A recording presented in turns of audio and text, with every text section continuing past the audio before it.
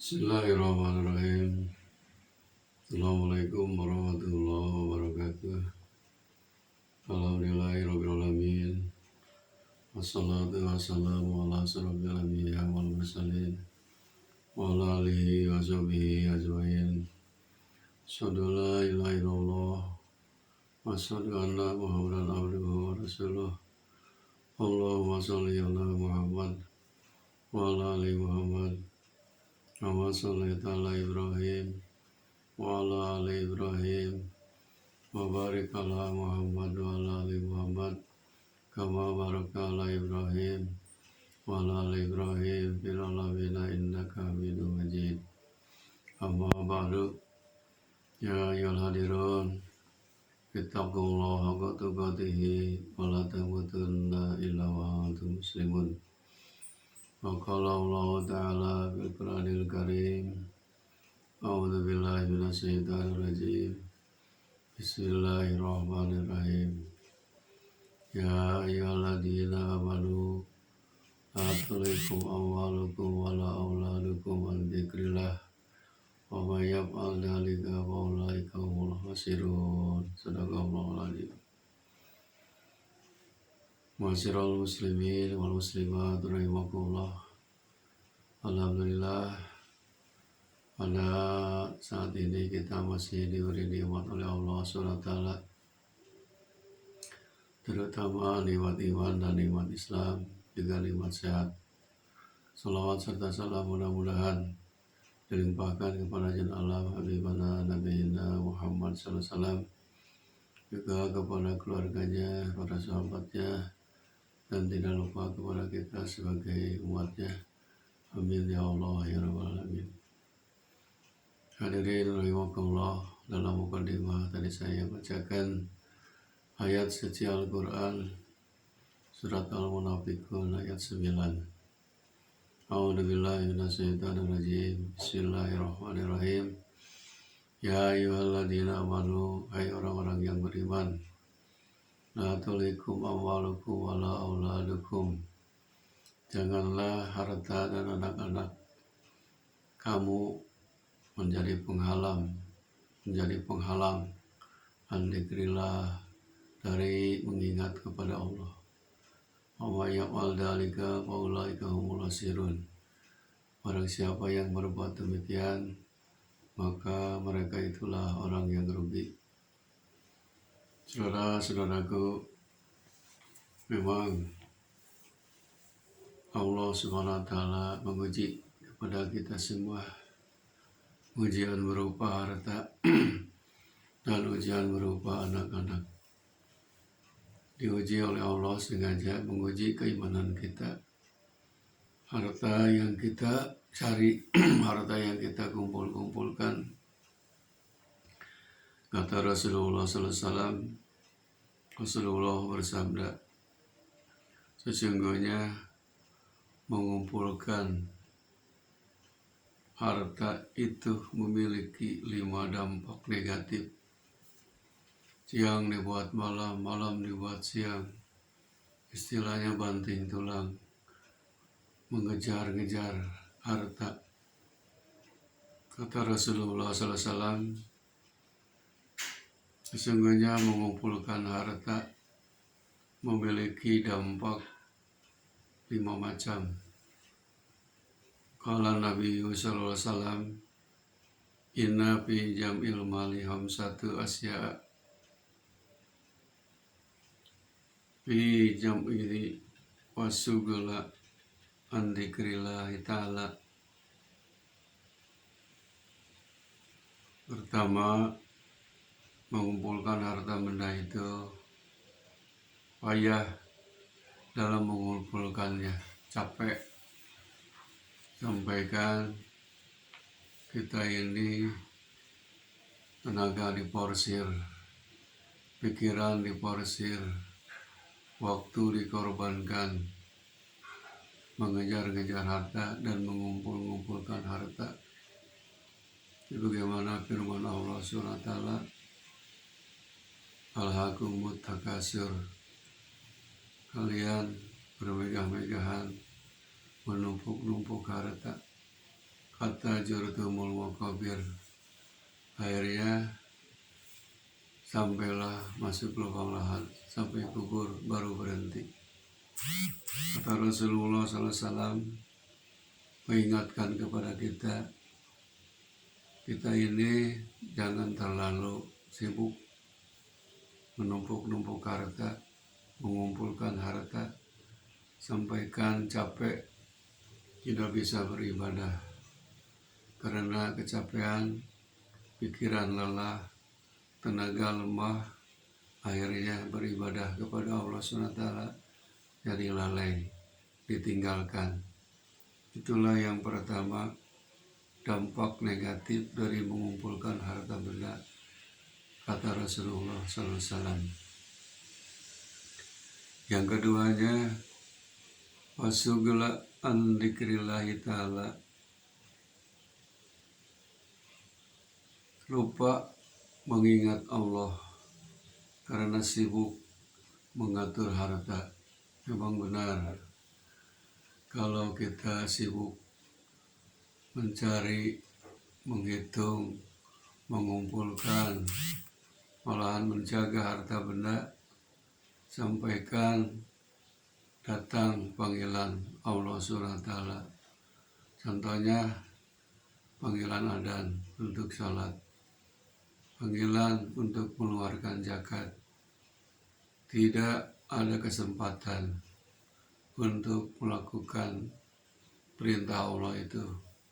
Karena apa?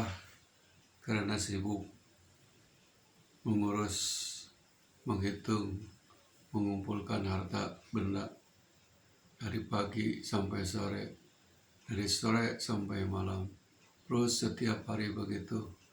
Akhirnya lupa an dzikrillah, dari mengingat Allah SWT, baik itu lupa untuk sholat, lupa untuk mengaji, lupa untuk mengingat Allah SWT.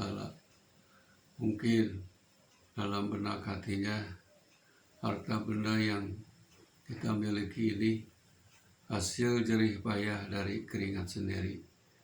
Padahal Ar-Razzaq, Allah yang memberi rezeki, tidak ingat kepada yang memberinya.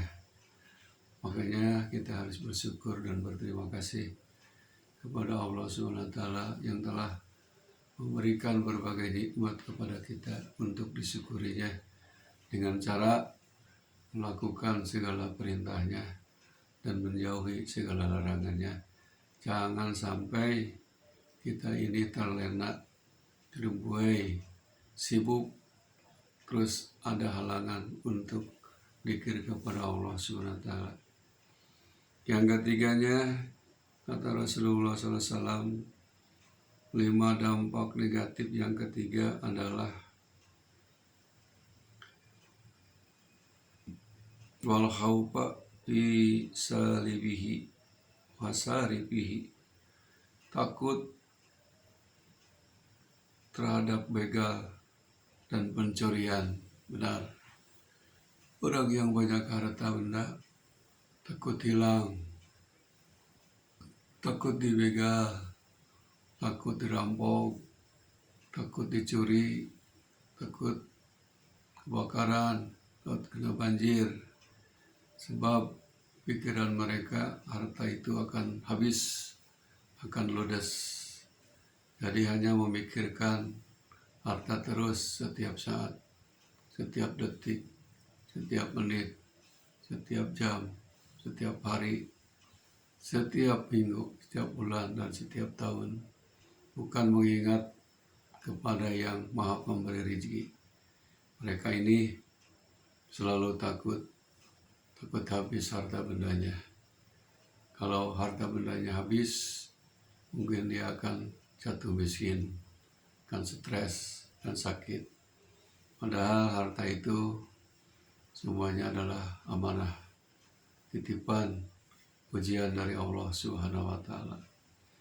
Dampak negatif yang ketiga dari mengumpulkan harta benda itu, yaitu takut hartanya dibegal, takut hilang, takut dicuri, dan sebagainya. Yang keempat, wahsilal ismil bahili linapsihi, pantas menyandang gelar bahil atau kikir untuk dirinya. Kebanyakan orang yang berlimpah harta benda, katakanlah orang yang kaya raya, imannya lemah, mentang-mentang hasil jeripayah sendiri, tidak ingat Maha Pemberi rezeki yaitu Allah, dia adalah menjadi kikir, menjadi bahil, tidak mau menolong, tidak mau memberi, tidak mau menginfakkan harta bendanya, malahan zakat pun dia lewat, tidak pernah dilakukan. Padahal dalam hadis Rasulullah SAW, sesungguhnya orang yang dermawan dekat dengan manusia, dekat dengan surga, dekat dengan Allah, jauh dengan neraka. Sebaliknya, orang yang kikir, yang bahil, jauh dengan sesama manusia, jauh dengan surga, jauh dengan Allah SWT, dekat ke dalam neraka. Naudzubillah. Yang kelimanya, dampak mengumpulkan harta yang negatif. Yang kelima adalah wa mado'atas salihin min aklihi, yaitu menjauhkan diri dari orang-orang yang saleh karena sibuk, menjauhkan diri dari orang yang saleh karena sibuk. Karena sibuk siang dan malam, maka dia tidak pernah komunikasi atau berkumpul di majelis-majelis taklim, berkumpul dengan orang-orang saleh, baik itu dalam sholat berjamaah maupun dalam thalabul ilmi. Itulah dampak negatif dari selalu sibuk mengumpulkan harta benda. Akhirnya dirinya jauh dengan orang-orang yang soleh, yang beribadah kepada Allah. Naudzubillahi min dzalik. Hadis selanjutnya, kata Rasulullah SAW, khamsatu asya'a rohatan nafsi min thalabihi, dan menghindarkan diri dari mengumpulkan harta benda mengandung 5 dampak positif. Di sebaliknya dari tadi, kalau kita menghindarkan diri dari mengumpulkan harta benda, maka akan ada dampak akibat positif, untung bagi kita, kata Rasul, ada 5. Yang pertama, rohatan nafsi min tolbihi, senang hati dalam mencarinya, karena tidak dikejar-kejar dengan hawa nafsu maupun harta. Usahanya, ikhtiarnya biasa-biasa saja. Yang penting gugur kewajiban untuk mencari nafkah, karena rezeki sudah diatur oleh Allah SWT.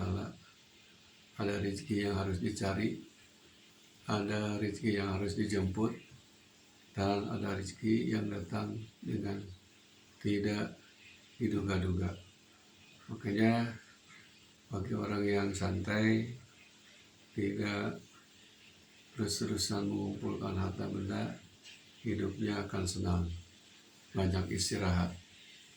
Yang keduanya, kata Rasulullah SAW, wal faragha li dzikrillah min hibdihi, banyak waktu untuk mengingat Allah. Benar, karena tidak terlalu sibuk mengumpul-ngumpul harta, menghitung-hitung harta, menumpuk-numpuk harta kita setiap detik, setiap menit, setiap jam banyak waktu untuk berzikir kepada Allah, untuk mengingat Allah Subhanahu wa taala dengan cara melakukan contohnya adalah sholat wajib, sholat sunat, puasa wajib, puasa sunat, sholat tahajud, sholat duha, dan lain sebagainya. Waktunya banyak, luang untuk dimanfaatkan mendekatkan diri kepada Allah Subhanahu wa taala.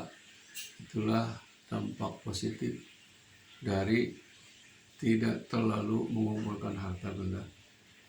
Yang ketiganya, dampak positif menjauhkan diri dari mengumpulkan harta benda itu, kata Rasulullah SAW, wal amina min saribihi wasarikihi, merasa aman dari apa? Dari begal dan pencuriannya. Orang yang tidak banyak harta, biasa-biasa saja, hidupnya tenang, tidak ada pikiran takut hilang, tidak ada pikiran takut dibegal atau dicuri oleh orang lain, karena mereka ini tidak terlalu sibuk mengumpulkan harta, maka hidupnya tenang, pikirannya tenang, hatinya pun tenang. Yang keempat, kata Rasulullah SAW, dampak positif menghindarkan diri dari mengumpulkan harta benda itu, waqtisama karimi li nafsihi, nanti mereka pantas menyandang gelar Al-Karim, orang yang mulia di sisi Allah Subhanahu wa taala. Jadi orang yang hidupnya qanaah, sederhana, tenang pikirannya, tenang untuk beribadah kepada Allah SWT. Di sisi Allah adalah itulah orang yang paling mulia. Inna akramakum indallahi atqakum. Sesungguhnya yang paling mulia di antara kalian adalah orang yang paling bertakwa kepada Allah Subhanahu wa taala. Yang terakhir, yang kelima, dampak positif menghindari dari mengumpulkan harta benda adalah wabuso habatas solihin dan iman fihi, dapat bergaul dengan orang-orang yang saleh.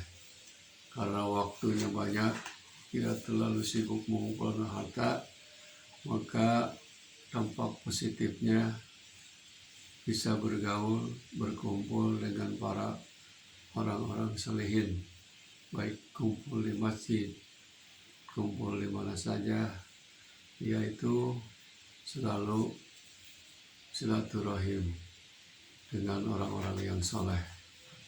Karena bergaul dengan orang soleh, insya Allah hidup kita akan banyak nasihat yang baik, khususnya nasihat agama. Hadirin rahimakumullah, dengan adanya hadis tadi, maka kita harus menjadi ibrah tadkirah bagi kita. Jadi mengumpulkan harta itu ada negatifnya kalau kita tidak bisa menjaganya, harta benda dan anak kita sampaikan terlena, terhalang untuk berzikir kepada Allah. Barang siapa orang yang berbuat demikian, harta dan anak-anak menjadi penghalang untuk zikir kepada Allah, ulaika humul khasirun. Itulah termasuk orang-orang yang rugi, yang celaka di dunia dan celaka di akhirat. Mudah-mudahan satu ayat dari surat Al-Munafiqun ayat 9 dan disambung dengan hadis Rasulullah SAW tadi, 5 macam negatif mengumpulkan harta dan 5 macam positif menghindari Wadata. Assalamualaikum warahmatullahi wabarakatuh.